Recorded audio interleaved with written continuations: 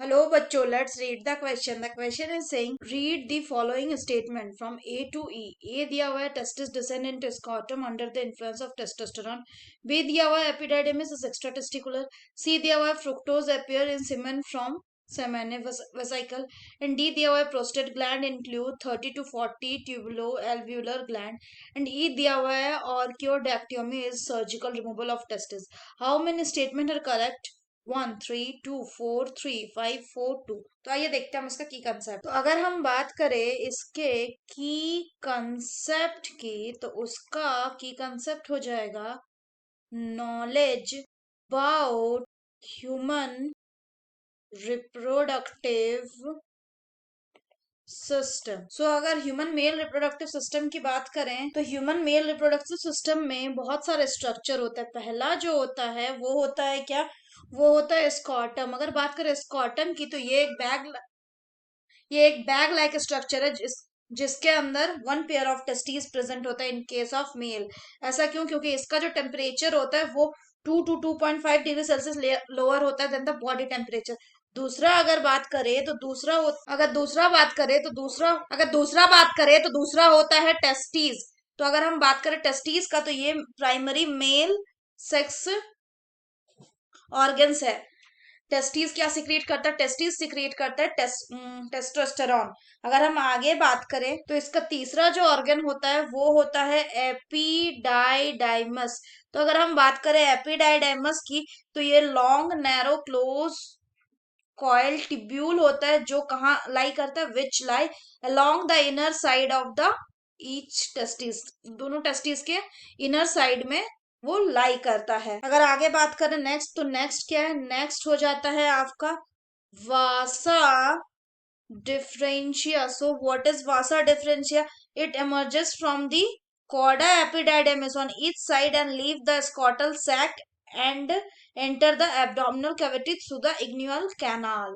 अगर हम बात करें फिफ्थ, तो फिफ्थ आ जाता है ejaculatory duct. So if you talk about ejaculatory duct, what it is, it uh, it is it is a duct which have two short tubes which are formed by the union of duct from a seminal vesicle and a vas difference. अगर बात करें हम छठे number की, तो छठे में आ जाता है यूरेथ्रा।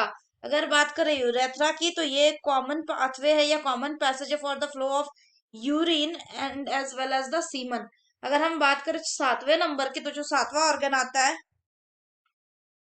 वो आ जाता है पेनिस। ये क्या है? ये है मेल एक्सटर्नल जेनाइटेलिया या मेल कॉपुलेटरी ऑर्गन। तो अब अगर हम दिए गए ऑप्शंस का एनालिसिस करें, तो पहला बोल रहा है कि testis descend in the scrotum under the influence of testosterone. ये स्टेटमेंट बिल्कुल सही। हम बात करें टेस्टिस की, तो टेस्टिस जो होते हैं इनिशियल डे ऑफ डेवलपमेंट में, तो इनिशियल डेज ऑफ डेवलपमेंट में कहाँ प्रेजेंट होते हैं? ये प्रेजेंट होते हैं एब्डोमिनल रीजन में। और उसके बाद under the influence of testosterone hormone ये क्या करते हैं? लेटर ये डिसेंड कर जाते हैं स्कॉटम में थ्रू इग्नुअल कनाल।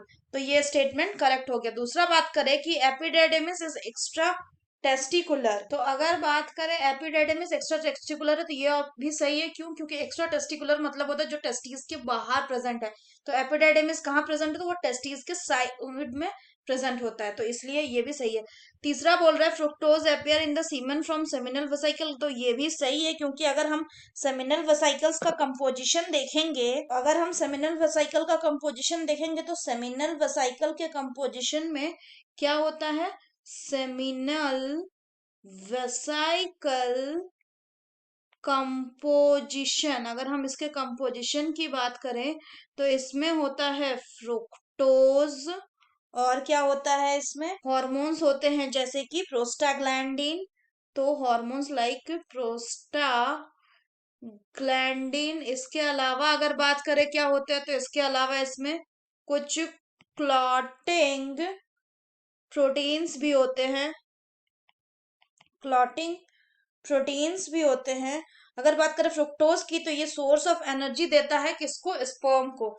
तो इसका मतलब ये स्टेटमेंट जो है ये भी करेक्ट है। डी बोल रहा है prostaglands includes 30 to 40 tubulo alveolar glands. Prostate gland includes 30 to 40 tubulo alveolar gland. तो ये भी बिल्कुल सही है, क्योंकि जो प्रोस्टेट ग्लैंड होता है ये क्या होता है, ये कलेक्शन होता है किसका, ये कलेक्शन होता है 30 to 40 ट्यूबलो ट्यूबलो एल्वियोलर एल्वियोलर ग्लैंड का। और ये अगर बात करें ये कहाँ प्रेजेंट रहता है, तो it lies at the base of the bladder, ये ब्लैडर के बेस में प्रेजेंट रहता है। और अगर बात करें ये क्या करता है, and it surround the first part of urethra, और ये यूरेथ्रा के फर्स्ट पार्ट को साउंड करके रहता है। तो ये स्टेटमेंट भी करेक्ट हो गया। अगर बात करें ऑर्किडेक्टोमी, तो अगर बात करें ऑर्किडेक्टोमी, तो ऑर्किडेक्टोमी क्या होता है, ये होता है surgical removal of testis. Testis कब, जब टेस्टिस को क्या हो जाता है, ड्यूरिंग कैंसर, कैंसर हो जाता है तब। इसका मतलब करेक्ट ऑप्शन क्या हो गया, करेक्ट ऑप्शन हो गया 5, क्योंकि सारे के सारे स्टेटमेंट जो हैं वो कैसे हैं, वो करेक्ट है। So that's all for the question बच्चों, hope you understood it well, best of luck.